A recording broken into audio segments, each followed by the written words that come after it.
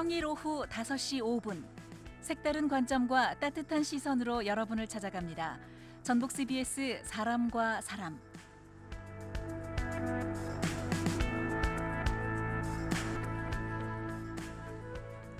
네, 전직 보좌진이 들려주는 여의도 찐세계 최고의 보좌관. 오늘 또 고상진 전 보좌관, 최영호 전 비서관 나오셨습니다. 두 분 어서 오세요. 네, 안녕하세요. 예, 안녕하세요. 네, 자, 오늘 시작하기 전에 우리 최영호 그 변호사께 짧게 질문 좀 드려볼게요. 앞에서 인터뷰하시는 내용 들어보셨잖아요. 근데 지금 양육비 청구 소송을 하신다고 했거든요. 네, 뭐 이건 소송이 좀 대상이 가능합니까? 좀 이길 승소할 가능성이 있을까요? 지금 어떻게 구성되어 있는지는 잘 모르겠는데 일단 양육비 자체가 소멸시효가 없긴 해요. 소멸시효 없긴 한데 지금 그러니까 아버님이 이제 뭐 어머님한테 그렇죠. 하나 본데 그거는 좀 가능해 보이긴 합니다. 일단 이게 지금 민법상 상속 관련해 가지고 좀 그 허점이 있어서 불가피하게 이걸 내는 거잖아요. 예, 이게 이제 사실은 이제 이거에 대해서 논란이 된 건 사실 이전에 구하라 씨라는 연예인이 사망한 이후에 좀 논란이 됐는데 저도 곰곰이 이걸 좀 생각해 보면 상속법제에 따라서 그냥 뭐 자식이 없으면 이제 부모가 가져가는 부모가 상속인이 되는 건데 과연 이거 어떻게 단절을 시킬 수 있을까? 만약에 이게 만약에 네가 양육을 했다라는 거 입증을 하라고 한다면 이거에 대해서 좀 논란이 굉장히 많아질 수는 있거든요. 그래서 좀 간명하게 하긴 좀 어려운 부분인 것 같아요. 알겠습니다. 자, 오늘의 내용으로 바로 돌아가 보죠. 자, 이제 21대 국회 임기가 시작이 됐어요. 네. 뭐 고상진 전 부장관은 요즘 뭐 운전면허 따신다고요? 대형입니다, 대형. 네, 지난주에 땄습니다. 네. 따셨어요? 네, 땄습니다. 네, 일단 축하는 드려야 될 감사합니다. 텐데. 왜 뭐 전직 생각이 있으셔요? 아니 뭐 여러 가지 이제 이유도 있지만요, 시간도 있어서 어쨌든 지금 따놓고 앞으로 굴삭기하고 지게차도 또 도전을 해보려고 그러고 있습니다. 이제 다른 이유는 어떤 직업적인 영리 행위보다는 언젠가 기회가 되면 좀 뭔가 재능 기부를 하고 싶어가지고. 네, 그렇습니다. 알겠습니다. 그나저나 이제 임기가 시작됐습니다만 바로 개원하는 건 아니잖아요. 그렇죠. 네. 이게 지금 뭐 그러니까 국회 법상 어떻게 정해져 있습니까? 개원 시기가? 국회법은 굉장히 간명해요. 이제 총선 끝나고 나서 5일 안에 이제 임시회를 소집을 하고 그다음에 7일 안에 의장 선출하고 그다음에 그 의장 선출 이후 3일 안에 상임위원장 선출하도록 되어 있어요. 그래서 그냥 선출하면 돼요. 그냥 표결로 선출하면 되는 아주 간명한 구조죠. 네. 그러면 원래 역대 국회가 그렇게 간명하게 개원이 됐습니까? 그러니까 이제 87년 개원 이후에 13대 국회 이후에 법상으로는 그냥 뭐 선출해라. 그래서 과반으로 뭐 해서 선출하면 되는데 그러지 않고 항상 원내 교섭단체 간의 합의를 통해서 선출했죠. 합의를 해서 그러다 보면 좀 실제로 법에 정해져 있는 것보다 늦어지기도 하겠네요. 그렇죠. 뭐 지금 평균으로 따지면은 한 50일 정도 이후에 항상 개원이 됐던 5일 만에 하라고 했는데 50일. 네. 어떻게 고상진 전 부장관 뭐 이번 주 안에 어떻게 개원이 될까요? 어떻게 보세요? 글쎄요, 이제 여러 상황이 바뀌었기 때문에 지금 뭐 이렇게 가능하다 불가능하다 단정할 수는 없겠지만 두 정당이 최대한 노력은 할 것 같습니다. 하고 뭐 일방적으로 민주당이 단독으로 국회를 연다거나 그런 일은 없을 것 같고요. 하지만 뭐 이번 주가 안 된다 하더라도 바로 그냥 민주당이 밀어붙이지는 않을 것 같고요. 어쨌든 20대 국회 같은 모습은 좀 안 되도록 처음부터 그렇습니다. 첫 단추를 잘 깨었으면 좋겠어요. 네. 자, 21대 국회 참 순항할 수 있을 것인지 저희가 좀 전망을 해봤으면 싶은데 먼저 이번 21대 국회의 특징 중에 하나가 초선 의원들의 숫자가 굉장히 많아요. 지금 얼마나 되죠? 가장 많은 것 같습니다, 지금. 네. 지금 이렇게 초선 의원이 많은 뭐 특별한 이유나 배경이 있을까요, 최영호? 아니 변호사? 사실은 지금 저도 찾아봤는데 가장 많았던 때가 17대 국회 62.5%예요. 노무현 정부 때. 네, 17대 국회고 지금 열린우리당 시절. 지금은 이제 50%가 좀 넘는 50.3%고 그리고 역대 15대 국회부터 보면은 다 40%가 넘어요. 최저가 사실은 20대 국회 40%고 지금은 이제 50%고 최고였을 때는 62%까지 갔던 거죠. 그리고 평균 그 외에 보면 한 40% 중반대에서 했기 때문에 유독 높다거나 그냥 아주 높은 건 아니에요. 가장 높은 뭐 이런 것과 비교해 보면 아주 뭐 평균에서도 뭐 크게 벗어나 있진 않아요. 어쨌든 초선의 비율이 뭐 아무리 적었을 때도 40% 이상이다. 우리 총선은 항상 그 물갈이 개혁과, 총선. 물갈이가 중점이었던 것 같아요. 그만큼 국회가 국민들로부터 신뢰를 못 받았다 이런 반정일 수도 있겠네요. 그럴 수도 있습니다만 네. 사실은 조금 더 깊이 들여다 보면은 이게 어떤 국회의원 개인의 역량의 문제라기보다는 제도의 문제다. 제도의 문제? 정치판의 네. 문제다라는 생각이에요. 매번 총선 때마다 40% 내외의 초선들이 생긴다는 것은 그만큼 물갈이가 많이 된다는 얘기인데 네. 그렇게 물갈이가 됨에도 불구하고 가장 최근에 20대 국회가 최악의 국회라는 평가를 받았단 말이죠. 네. 그것은 그만큼 국회가 앞으로 가지 못하고 뒤로 계속 퇴보를 했다라는 그런 반증이 될 수도 있습니다. 그것은 네. 개인의 역량이라기보다는 정치판의 문제다. 그래서 이것도 빨리 정치 개혁적인 측면에서 한 번쯤 들여다봐야 될 사안이라고 생각이 네. 됩니다. 매번 이제 제도 개선을 이야기하고 공천 시스템에 대해서 논의를 합니다만 항상 국회는 역대 최악이다 그렇습니다. 이런 평가를 좀 받았던 예. 부분들. 좀 이런 것들을 생각해 보면 이게 단순히 개개인의 문제는 아니다. 예. 정치 구조 이런 문제다. 좀 이런 이야기인 것 같은데.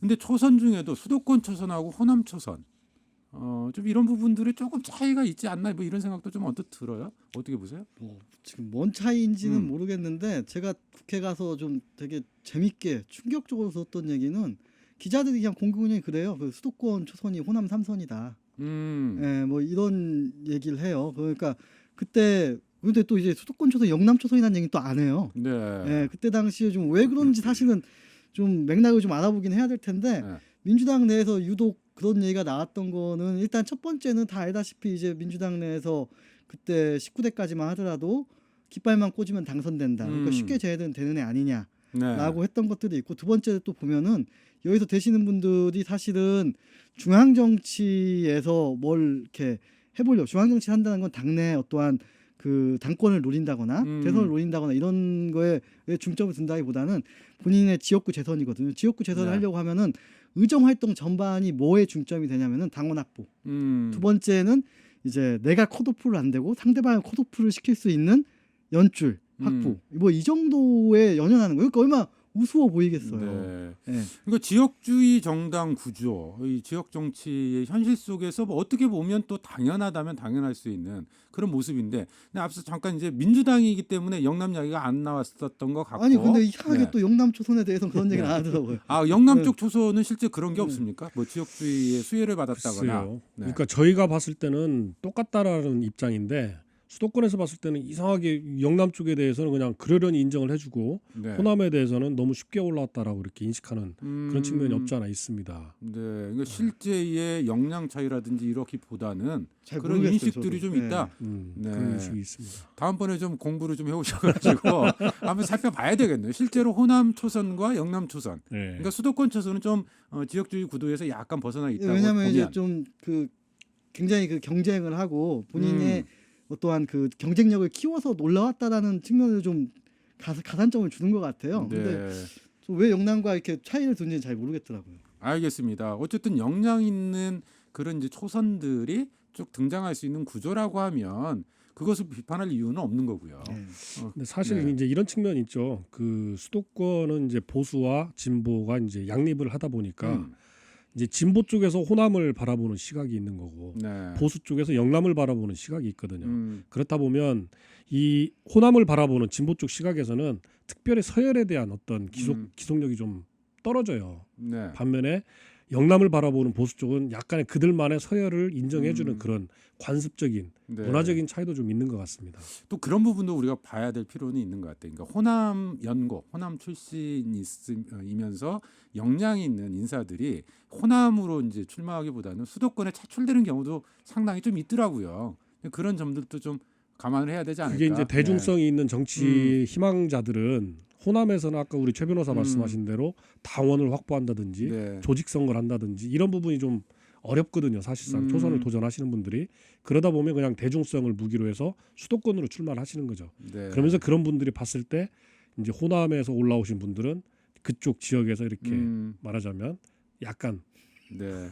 막대기 꽂아서 당선됐다. 예, 그렇게 네. 좀 비하하는 그런 시각이 없지 않아 있는 것 같습니다. 그런 인식들을 바꾸려면 이제 본인의 노력, 역량을 좀 보여주는 수밖에 없을 것 그렇습니다. 같아요. 자, 근데 실제로 이제 국회에 들어가서 초선들이 과연 제 역할을 하느냐 이 부분과 관련해서 여러 가지 의견들이 엇갈립니다.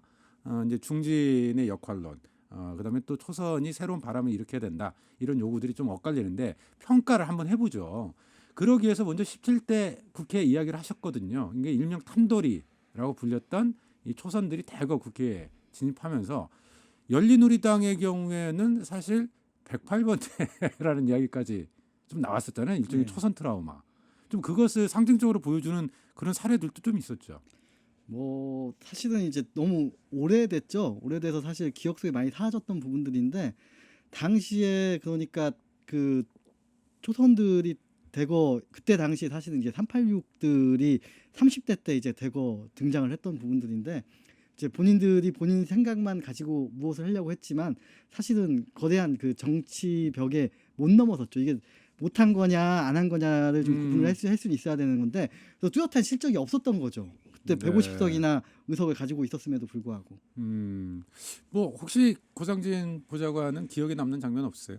글쎄요. 뭐 저는 열린우리당 시절에 저는 시간이 흘러갈수록 약간 정치적 리더십이 상실이 됐다 그렇게 생각이 되거든요. 결국에는 집권 여당임에도 불구하고 4대 개혁 법안을 제대로 처리를 못했고 그게 이제 빌미가 돼서 노무현 정부에 대한 어떤 비판적인 시각들 여론들이 비등해지고 그게 다음 정권을 재창출하는데 실패를 했거든요. 네. 결국엔 그 실패로부터 그 다음 선거에서는 열린우리당이 폭망을 해버렸습니다. 마찬가지로 그런 정치적 리더십이 상실되면서 거대한 여당이 그냥 일개 군소 정당 비슷하게 폭망하는 걸 보면서 아 우리 국민의 여론이 굉장히 무섭구나. 네. 네. 이렇게 기회를 줬을 때 제대로 그 기회를 잘 활용하지 않으면 언제든지 그 권력을 뺏어갈 수도 있는 게 국민들의 바라보는 시각이다. 일단 그건 정당 차원의 이제 평가 부분인 것 같고 이건 뭐 지금도 되새겨야 될 부분이긴 합니다만 근데 우리가 좀 이 지점에서 한번 봤으면 좋겠는 게 이 선수의 정치학 그러니까 초선이 과연 자신의 역량들을 발휘할 수 있는 그런 그 구조가 국회에 존재하느냐 좀 이 부분들을 한번 살펴봤으면 좋겠어요. 선수의 정치학 분명히 국회 내에서 존재하죠. 존재하죠. 당연히 네. 존재한데 초선들이 국회 내에서 정당 내에서 목소리를 키울 수 있고 그 목소리에 힘이 실릴 수 있는 것은 뭐냐면 언론이 힘을 실어주는 겁니다. 결국엔 언론이 힘을 실어줘야지만이 여론을 등에 업을 수가 있거든요. 그렇다면 좀 더 대중적인 정치인들, 네. 우리 국민들이 많이 알고 있는 그런 사람들이 한마디씩 해주는 것들. 예를 들어서 표창원 전 의원 같은 경우 그런 분들도 한마디 했을 때 굉장히 그 의견에 힘이 실리거든요. 네. 그런데 이제 우리 전라북도 10명 국회의원들 중에서 초선들 중에 과연 그럴 정도로 말하자면 오피니언 네. 리더로 올라갈 수 있는 음. 그런 정치인이 있을까는 한번 두고 봐야 될 문제일 네. 것 같습니다. 어떻게 보세요, 최용호 변호사는? 그러니까 국회가 집행부가 아니잖아요. 그래서 자기가 뭘 한다고 해서 사실은 본인이 실력이 있으면 많이 도움이 되겠지만 뭐 그런 거 가지고 이렇게 쉽게 되는 건 아니거든요. 그래서 저는 곰곰이 생각해보면 국회의원이 뭐가 실력이냐면 당권을 가져야 돼요. 일단은요. 당내에서 최고위원도 하고 원내대표도 하고 당대표도 해야 본인이 어떠한 자기의 정견이 실제로 현실화가 되는 거지 자기는 이게 맞다고 하고 법안을 내면 그게 통과가 되나요? 통과가 안 되거든요. 뭐 특히나 야당 같은 건 더 어려운 거고 뭐 이런 부분들에 있어서는 그러니까 사실은 국회라는 데 자체가 이게 뭐 단순히 내가 그 하나의 분하처가 아니고 뭐 어떤 그 분하처가 아니기 때문에 합의를 하고 여야가 합의를 하고 여기에 대해서 그 정부까지 설득을 해서 지나가야 되는 부분이 있는 건데 네. 이런 부분들에 대해서는 좀 합의나 이런 실력을 갖추기엔 좀 아주 쉽진 않은 것 같아요. 그래요. 이 지금 우리가 사실 이제 중진들에 대한 이야기 뭐 이 부분도 이야기를 나눠봐야 됩니다만 그건 다음 기회에 저희가 중진들의 이 정치학, 이 비하인드 스토리 좀 이런 부분을 따로 시간을 만들어서 이야기를 해보도록 하고 오늘 초선에 대한 이야기를 했으면 좋겠어요. 앞서 이제 두 분 지적을 하시는 걸 보면 초선이 그러니까 언론의 조명을 좀 받았을 때 그나마 역할을 좀 할 수 있는 거고 그렇지 않으면 이제 뭐 실제로 초선으로 할 수 있는 게 거의 없다 이런 지적을 좀 하셨거든요. 예. 네. 근데 초선도 초선 나름이다 이 이야기 속에서는 언론의 조명을 받는 것은 대중적 지지도 인지도가 있어야 되는 것이 하나가 있고 또 하나는 또 언론이 혹할 만한 중요한 의제들을 좀 던질 수 있으면 언론의 주목을 받을 수 있는 거 아닌가요? 그렇습니다. 예. 네. 그런 아젠다를 그게 역량 끌어내는 아닐까 거죠. 예. 싶은데. 그게 네. 역량이 맞습니다. 그게 이제 하지만 이제 그런 역량을 우리 지역 현안에 묻혀 있다 보면은 또 전국적인 그런 이슈가 되는 역량을 만들어내는 게 쉽지가 않더라. 그래서 수도권에 있는 초선들이 그런 부분에 타겟팅을 해가지고 많이 발굴하는 그런 네. 측면이 있죠. 혹시 보좌진의 역량과 좀 연결되는 부분은 없어요? 어떻게 보세요? 뭐 그것도 당연히 네. 그럴 수 있죠.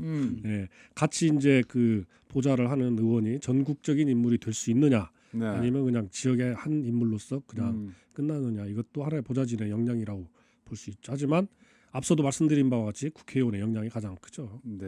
네. 유성엽 의원은 어떠셨어요, 초선 때?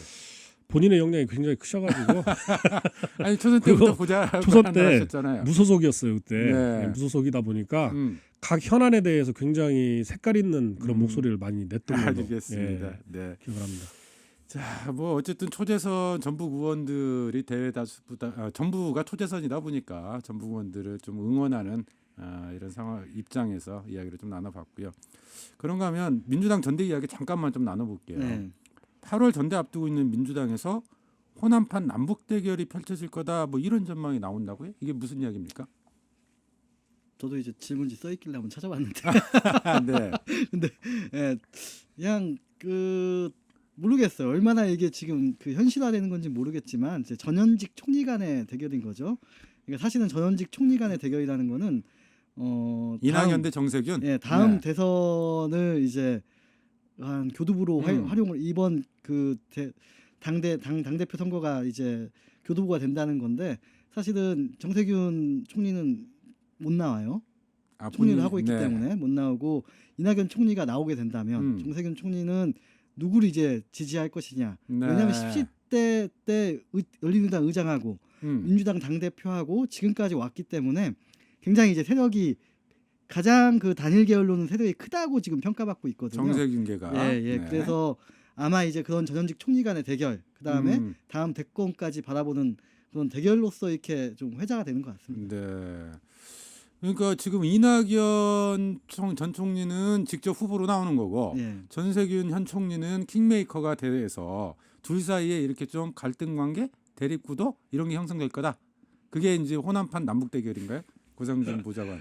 그럼 뭐 언론에서 그냥 재미 삼아서 만드는 것 같습니다. 왜냐하면 정세균 총리는 직접 개입할 수가 없기 때문에 좀 여러 가지 제약적인 요소들이 있죠. 그런데 이제 이거를 만약에 정세균 총리가 이 관심을 보인다, 본인이 직접 선수로 뛰는 건 아니지만 당내 어떤 역학관계 속에 좀 개입을 하고 싶어하는 그런 의지가 보인다면 재밌게 봐야 될 것은 열린우리당계와 구민주계의 싸움이다라고 보셔야 될 것 같아요. 네. 지금 여러 가지 사안에서 이낙연 의원님 같은 경우에는 좀 더 자기 목소리를 분명하게 내는 그런 스타일이거든요. 그러다 보니까 최근에 그 윤미향 사건에서도 엄중하게 바라보고 있다.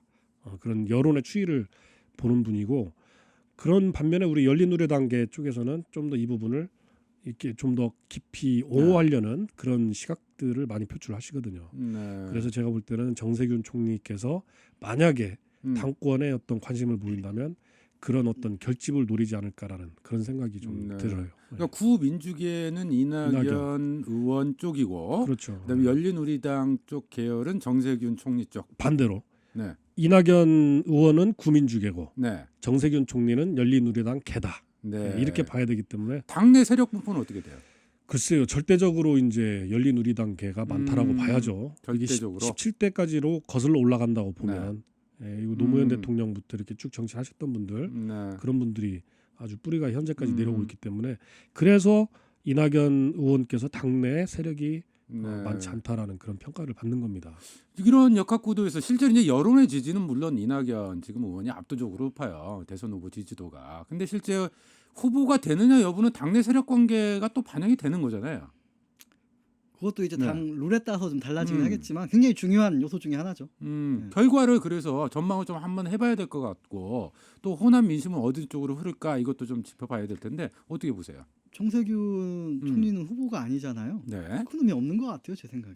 큰 의미가 없을 거다. 본인이 예전처럼 뭐 김대중 대통령이나 김영삼 대통령 정도의 뭐 영향력을 가지고 있는 거 아니잖아요. 근데 열린우리 계열이 호남 쪽에서 좀 다수 아닙니까? 그건 옛날 너무 사실은 출신은 맞는데 너무 옛날 얘기예요. 일단 큰 영향을 미치지 못할 거다. 제가 생각했을 때도 결국에는 이낙연 의원이 출마를 결심을 한다면 뭐 크게 대과 없이 당선되지 네. 않을까 그렇게 생각하고 있습니다. 혹시라도 정세균 총리 나중에라도 본인이 선수로 직접 나서기 위해서 뭔가 영향력을 좀 비축하거나 그러려고 하는 계획은 안 가질까요? 그러니까 이제 그런 부분을 유심히 봐야 되겠죠. 이제 본인이 네. 아니라 대리인을 내세워서 어느 정도 유의미한 그런 성과를 낼 것인지, 물론 그 대리인이 당선될 거라고는 생각하지 않을 수도 있습니다. 네. 만약에 현격한 차이로 만약에 낙선할 것 같으면 대리인도 내세우지 않을 것이고요. 오히려 상처가 되니까. 네네. 네. 만약에 대리인 내세운다면 대리인은 누가 될까요? 글쎄요. 뭐 지금 현재 2등 정도로 이렇게 거론되는 분들이 아닐까요? 네. 그 중에서 그 중에서 이제 뭐 김부겸 전 의원님이나 뭐 그런 정도 되지 않을까 싶은데요. 네. 어떻게 최영호? 뭐 그걸 네. 드러내놓고 하겠습니까? 알겠습니다. 민주당 전대 전망과 이유까지 좀 함께 이야기를 나눠봤네요. 고상진 전 보좌관, 최영호 전 비서관이었어요. 두 분 오늘 말씀 고맙습니다. 감사합니다.